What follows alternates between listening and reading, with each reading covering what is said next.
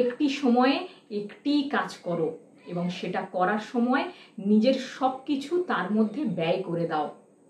স্বামী বিবেকানন্দের একটি উক্তি। স্বামীজি বলতে চাইছেন একটি কাজ করার সময় মন দিয়ে যাতে আমরা করি, অর্থাৎ একটি সময় একটি কাজ করো। আমি একটি উদাহরণ দিয়ে বলি, যদি দুটো অথবা একাধিক কাজ একসাথে করা হয় তাহলে কি সমস্যা হয়।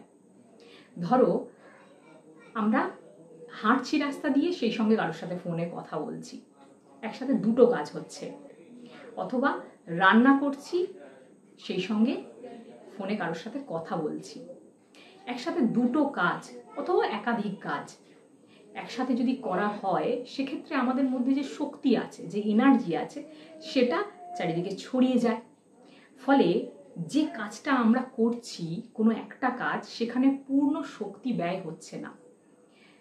তো একটা কাজ করলে যে শক্তিটা আমরা পুরো দিয়ে করছি, সেখান থেকে আমরা পূর্ণ জ্ঞানও পেতে পারি, ইনসাইট পেতে পারি।